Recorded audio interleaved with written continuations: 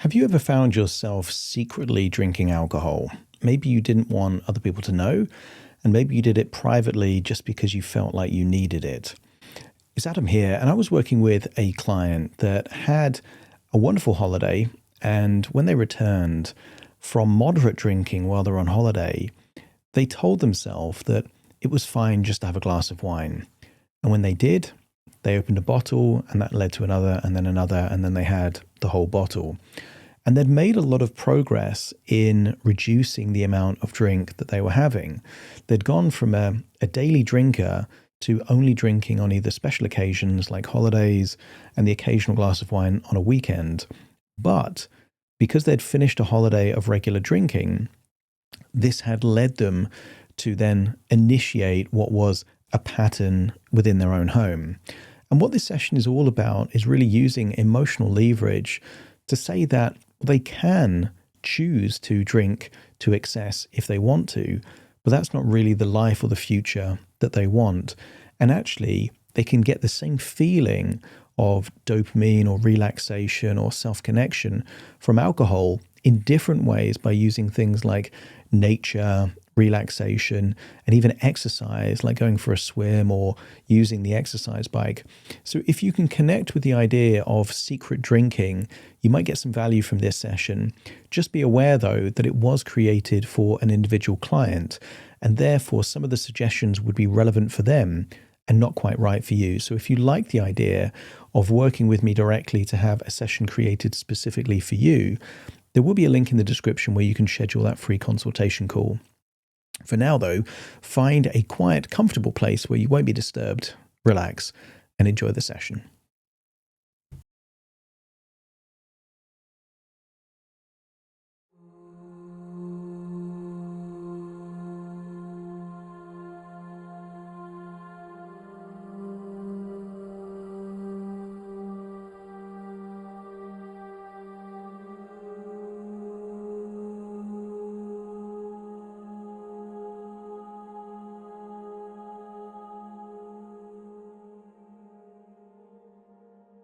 Take a deep breath in, and as you breathe in that relaxing feeling of distilled calm and tranquility.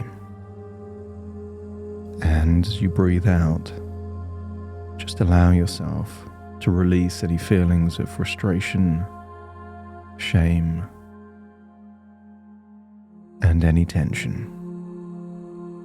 Each breath taking you deeper and deeper relaxed.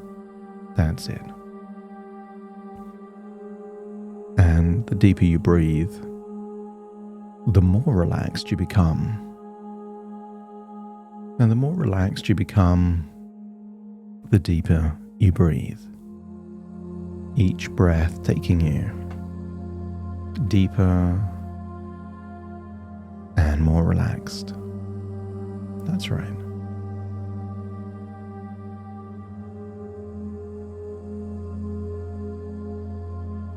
And I want you to scan your body for any clues of tension, any stress, and even any regrets. And as you do so, give permission to release any feelings of anything you'd like to release. Because for now, there's nothing you need to do, nowhere you need to go, and nothing to prove to anyone.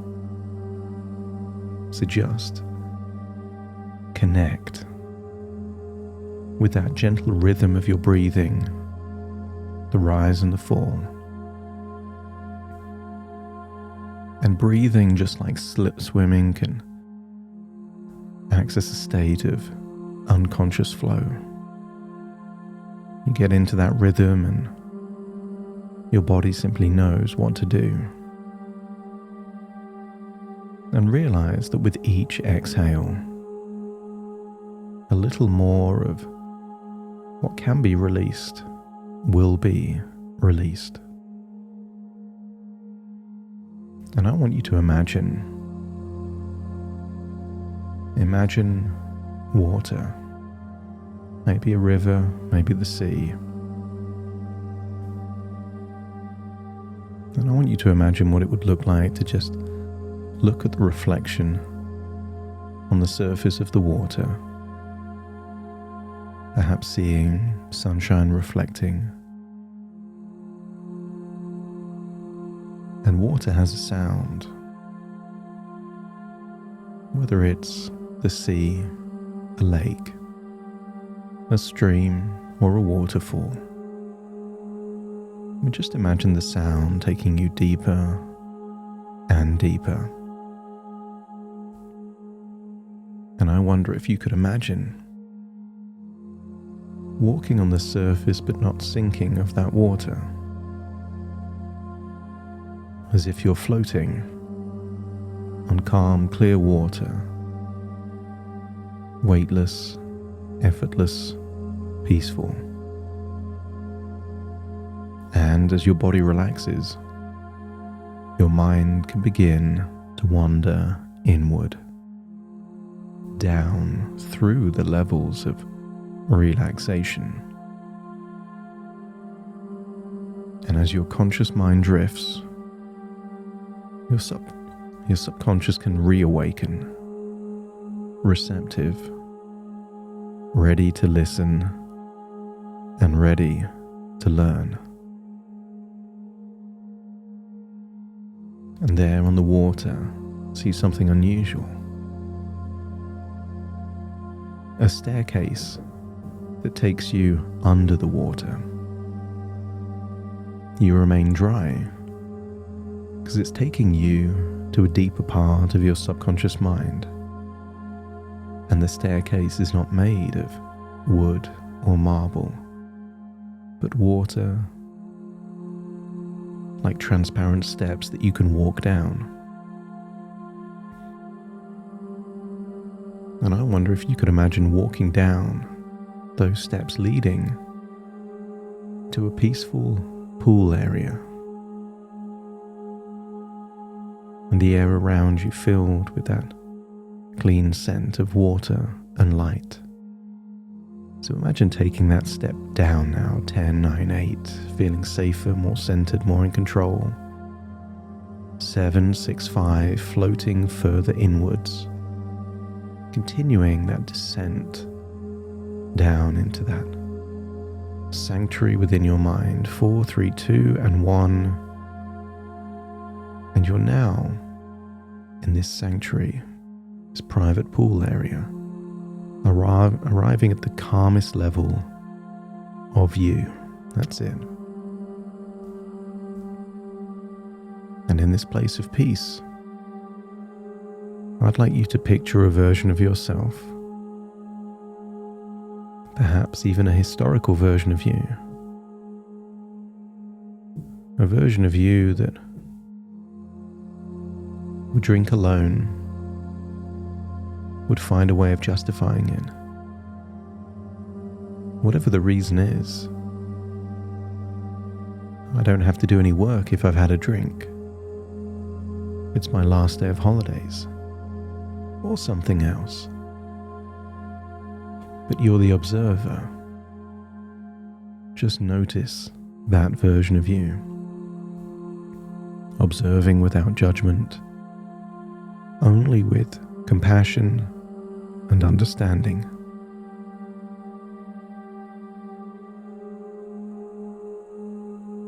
Because this version of you wasn't weak. They were just seeking something, a feeling, a state, a shift. But that state, that warmth, that numbness, that relaxation, that sigh of relief, it doesn't exist in the bottle or the glass. It exists in the body. Because that chemistry, that biological reaction, was never about alcohol. It was about serotonin, dopamine, and endorphins. It was the feeling you were seeking. But that feeling comes from the body's own natural gifts. It exists within you, not the alcohol. And now you, the wiser you, the future you, now knows a better way to harness and activate those feelings without any shame and without the energy drain. Because you know that you could drink privately if you wanted to. You could attempt to drink 2 bottles if you wanted to. You could pour a glass, open a bottle. But what if that gives you those good feelings for a little bit, but then more feelings of shame and the energy drain for longer? That feeling of being sneaky or deceitful would last way longer than any temporary feeling that alcohol can give you.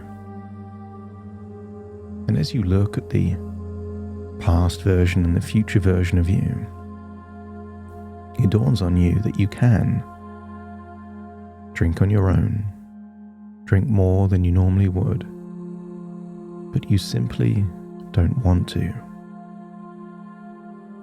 Just because something's available doesn't mean you have to. There are drugs that exist that are possible for you to get that aren't even on your radar. It's available but irrelevant because your body, your mind, your identity now crave something better. Movement, fresh air, the feeling of energy and pride flowing through your veins, not alcohol. And as you think about that recent holiday, you've proved you can drink moderately. A glass with a meal, balanced, social, effortless. And before that, you've proved that you don't need to drink on a weekday. You've already learned the art of moderation, of enough. So now your mind begins to separate 2 identities. The social you, that's relaxed, connected, open and grounded. A glass of wine with friends or your partner on a weekend evening or a celebration or a special occasion. A small ritual of connection and presence.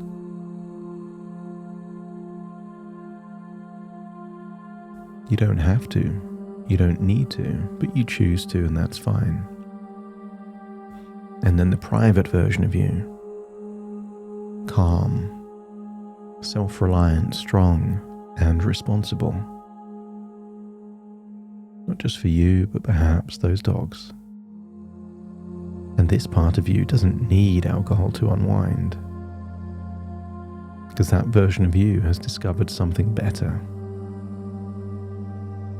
And whether it's minutes on an exercise bike, or lengths in the pool, or perhaps walking the dog in the fresh air, that version of you can transform your entire state in minutes. And that's where the true chemistry of confidence lives.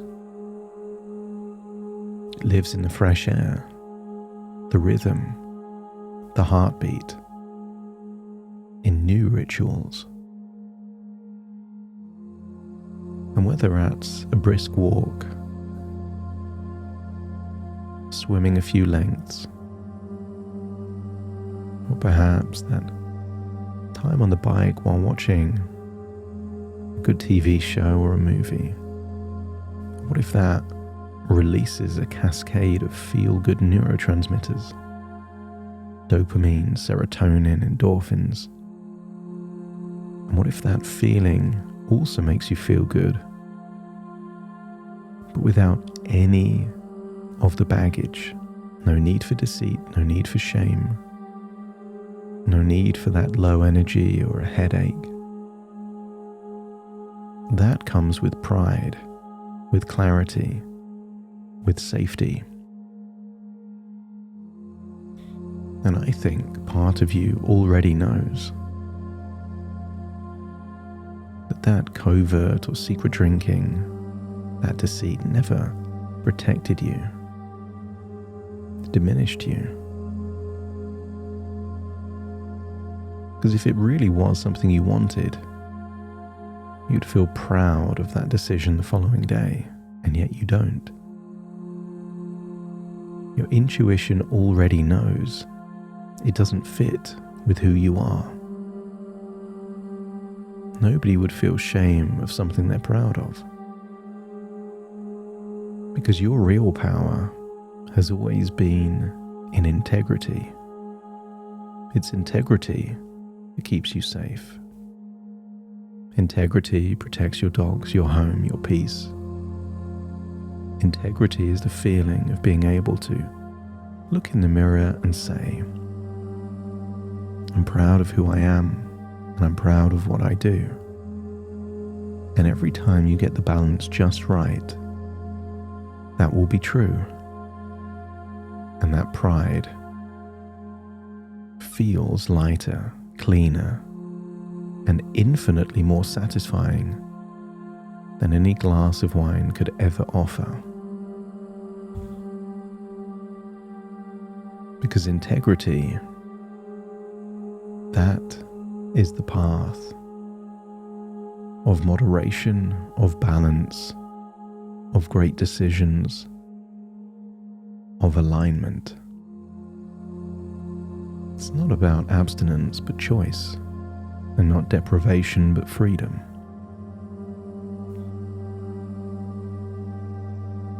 And I want you to imagine in this sanctuary creating a three-dimensional hologram of your future, and imagine yourself in the days ahead. And I want you to notice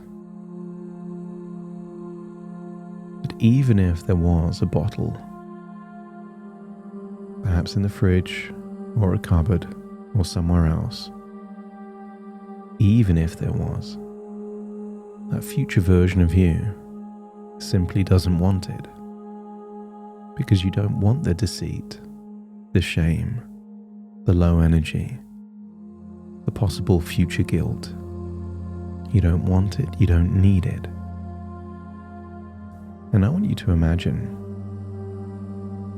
seeing yourself smiling as you pour that bottle of wine down the sink, sending a message that just because it's there doesn't mean that you have to drink it or even want it.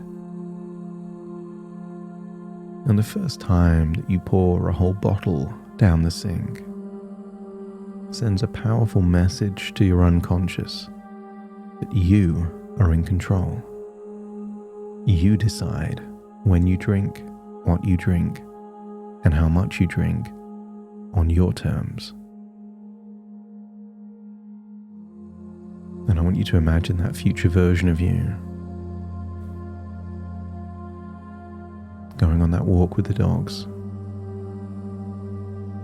perhaps making a healthy smoothie, or spending time on that exercise bike. And you get the feeling that you'd rather feel proud than foggy. And you're happy to break that inertia. The very first time you get on that exercise bike, it will feel difficult outside the comfort zone. But the second time is easier, the third time even easier. And the 17th time, you won't even be counting, because it will be a new ritual, a ritual that gives you wonderful feel-good chemicals in your blood with no downside. Dopamine isn't the problem. It's how you get it. And if you get it by doing things that make you proud, you can create these wonderful habits or even healthy addictions that just enrich the quality of your life. These natural feel-good feelings that lingers longer, and a sense of energy that feels alive and clean. But most of all, you feel that you've earned and deserve those wonderful feelings. Because you can find joy in movement, you can find freedom in choice, and most of all, you can find peace in integrity. I want you to imagine leaving that sanctuary, climbing up a staircase made of water, finding yourself floating on that calm water, and then floating back to your present, but taking all of these wonderful feelings with you, a new identity, a new relationship with yourself and your body, built on trust, integrity, and a real desire of what you really want and really deserve. Very soon I will count from 1 to 10 to awaken you. And when I count from 1 to 10, you will awaken feeling that even a slip up or a step backwards is useful if you can extract all the value from that and move forward with a new sense of clarity. So take a deep breath in through your nose and out through your nose. Just wiggle your fingers, wiggle your toes, connect and calibrate into the here and the now as I now count to awaken you. Starting to count. 1, 2, 3, waking up. 4, 5, 6, more alert. 7, 8, open your eyes, open your eyes. 9, 10, wide awake, wide awake, wide awake.